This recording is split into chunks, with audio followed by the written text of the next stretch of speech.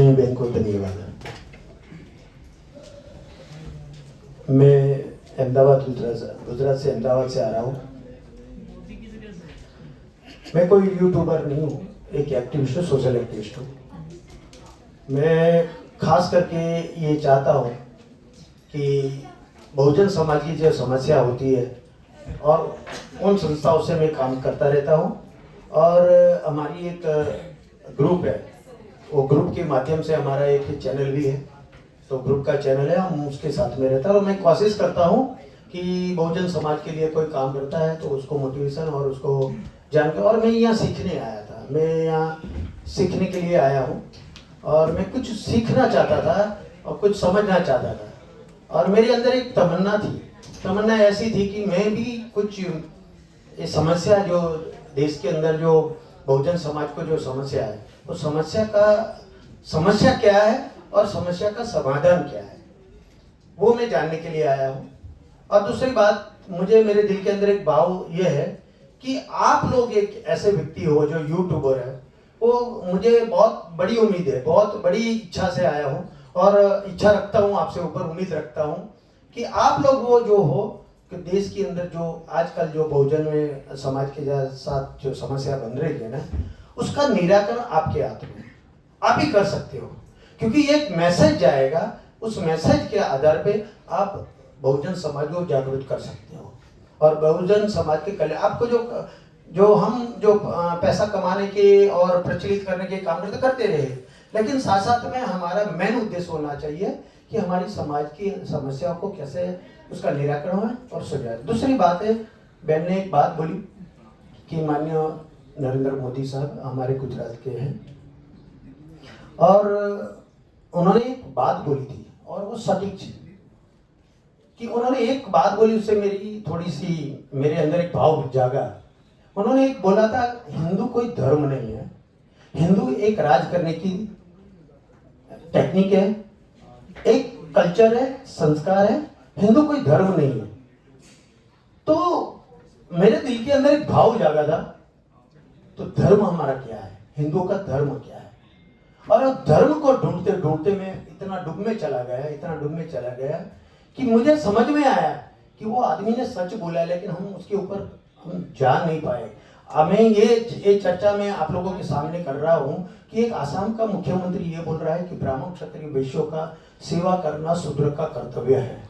जब ये बात बोल रही है तो यूट्यूबर हो उसके ऊपर क्यों डिबेट नहीं कर रहे हैं? क्योंकि सारी समाधान, क्योंकि आज भी मैं आप लोगों को प्रश्न करना था कि आपने कि बहुजन यूट्यूबर, तो बहुजन किसको कहते हैं, बहुजन किसको कहते हैं? मोस्टली मैंने ये देखा, लोग ये समझते हैं कि बहुजन यानी कि दलित, लेकिन दलित नहीं है। बहुजन कौन है?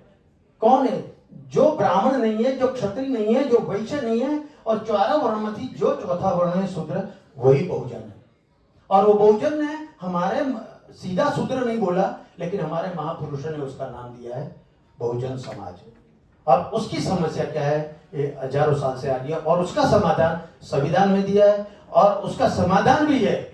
लेकिन जब तक हम इकट्ठे हुए, ये भाई साहब ने बोला कि जब तक हम एक नहीं होंगे, एक सत्ता पे, एक छतरी पे नहीं आएंगे, एक विचारधारा नहीं बनेगी, एक सिलेबस नहीं होगा, तब तक हम कुछ नहीं कर पाएंगे।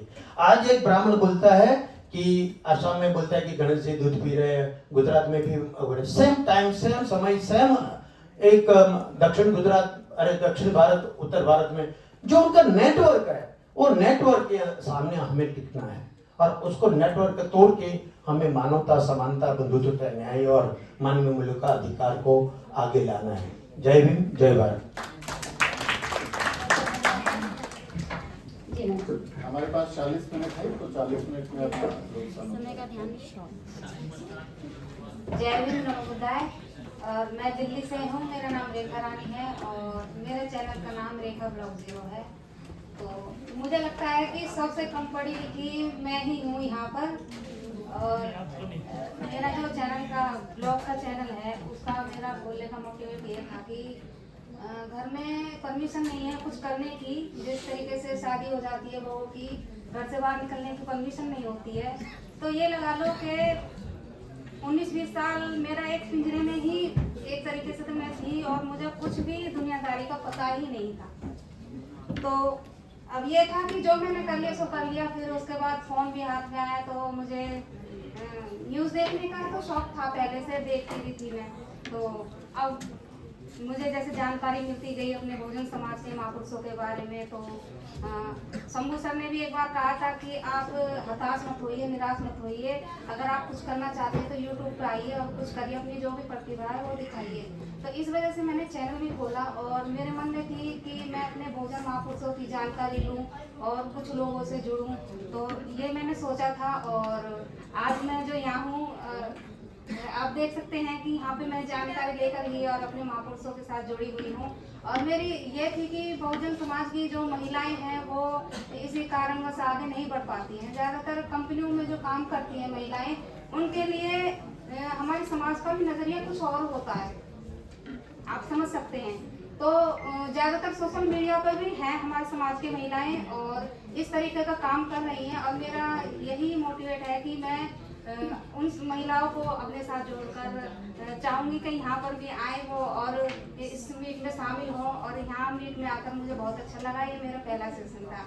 बस मैं इतना ही कहना चाहूँगी और सुमित चौहान सर को भी मैं थैंक यू कहना चाहूँगी कि आपका बहुत बहुत धन्यवाद। नमस्ते, मैं बैतूल से सावी माघी बोल रही हूँ। मेरा सोशल एक्टिविटीज है। महिलाओं के प्रकरण के लिए 18 सालों से महिलाओं को, प्रताड़ित महिलाओं को न्याय दिलाती हूँ और यूट्यूब में पहली बार आई हूँ। और सबसे ज़्यादा मुझे यहाँ 2 दिन में ये लगा कि ये मेरा परिवार है। मुझे पहली बार आई और सुमित भाई आपको तो बहुत बड़ा थैंक्स, क्योंकि आपका मैनेजमेंट जो था बहुत ही अच्छा लगा मुझे। और रही महिलाओं ने, एक बच्ची यहाँ बोल रही थी कि माँ बाप बच्चों को निकलने नहीं देते, लेकिन मेरे हस्बैंड मुझे स्वयं उन्होंने भेजा है, वो भी पत्रकार है, बेटे ने भी भेजा मुझे कि नहीं मम्मी आप जाइए। और मुझे बहुत अच्छा लगा। और सभी महिलाओं के लिए है कि अगर आप चाहोगे, मम्मी पापा को समझाओगे तो बिल्कुल वो साथ देंगे आपका। धन्यवाद सभी को। धन्यवाद मैम। मेरा नाम मोहसिना है और मैं कश्मीर से हूँ और मैं एक फ्रीलांस जर्नलिस्ट हूँ और प्रोजेक्ट कोऑर्डिनेटर हूँ दसम के साथ, दलित आदिवासी शक्ति अधिकार मंच के साथ, जो पर्टिकुलरली मैनुअल स्क्लेंजिंग पे काम करते हैं, उनकी एडवोकेसी पे काम करते हैं। यहाँ पे लोग काफ़ी बार ग्राउंड रिपोर्टिंग की बात करते हैं, हम कॉन्फ्लिक्ट रिडन जोन्स की बात करते हैं, बार बार कश्मीर की बात करते हैं। तो मैं ये कहना चाहूँगी कि ग्राउंड रिपोर्टिंग में झूठ भी बोला जा सकता है, कम्युनिटी को मिसप्रेजेंट भी किया जा सकता है। तो और फैक्ट्स में हेरा फेरी भी की जा सकती है और इमोशंस की जर्नलिज्म में जगह नहीं है और हम इमोशंस को जर्नलिज्म में बेच नहीं सकते। जैसे हम एक्सप्रेशंस की बात करते हैं या काफ़ी चीज़ों की बात करते हैं, हमें जर्नलिज्म में इमोशंस नहीं बेचने, जो है ग्राउंड पे वो बात करनी है। और मैं सुमित मामा से ये बात कहना चाहूँगी कि काफ़ी लोगों को टर्म्स नहीं पता होती जर्नलिज्म की, कि 5 Ws 1H क्या होता है, बाइट क्या होता है, इंटरव्यू क्या होता है। तो उस पर भी एक सेशन रखें। और जैसे अभी ने बताया कि डिप्रेशन की बात की, हमको नहीं पता होता कि हमारे आसपास के लोग कितने साइकोलॉजिकल डिसऑर्डर्स से जूझ रहे होते हैं और जो हंसते हुए चेहरे उनके पीछे क्या होता है। तो हमें एक मेंटल अवेयरनेस की बहुत ही ज़रूरत है, खासकर उन कम्युनिटीज़ को जो रोज़ नेगेटिव चीज़ें अपने आसपास में देखते हैं। और मैं यही कहना चाहूँगी आखिर में कि हमें अपनी आवाज़ खुद बनना पड़ेगा और लड़ना पड़ेगा।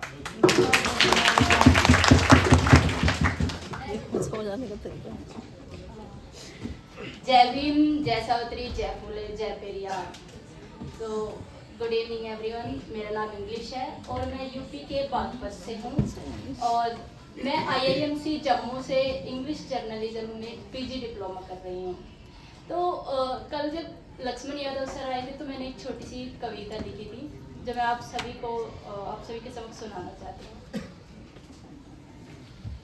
सुना था सर को 14 साल उन्होंने दिल्ली यूनिवर्सिटी में काम किया, लेकिन उनको व्यवसाय से हटा दिया गया था। तो उन्हीं पर एक कविता है कि आवाज उठाने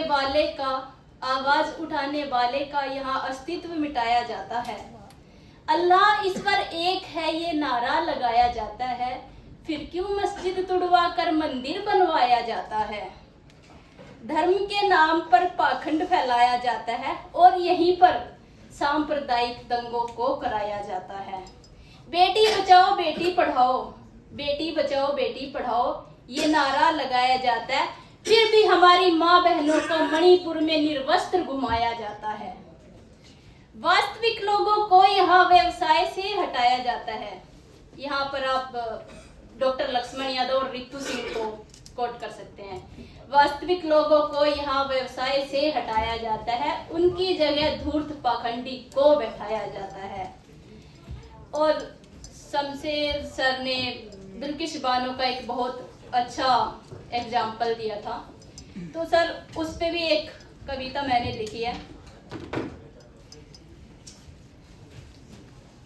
ये मेरी स्वरचित कविता है सर, 1 ही मिनट लूंगी। हाँ मैं नारी हूँ बेचारी नहीं हूँ, बस अब बहुत हो चुका अब नहीं गवारा था, जो हुआ था उसके साथ उसका न्याय तो लेना था। जल रही प्रतिशोध की अंदर उसके आग थी, लेकिन बस्ती में चल रही कुछ ठाकुरों की धाक थी। एक दिन भर के वो खप्पर चल पड़ी थी राह में, एक एक करके दरिंदों को बिछा रही थी पाँव में। बेबस नारी होने पर हो रहा धिक्कार था, इसीलिए तो फूलन ने नारी का रच दिया इतिहास था। अरे फूलन, जहां जहां मानव दरिंदा है वहां फूलन देवी जिंदा है। दुनिया को एहसास दिलाओ हम भी निर्णय ले सकते हैं, और ईंट का जवाब हम पत्थर से दे सकते हैं। जय भीम, जय सावित्री, जय भीम।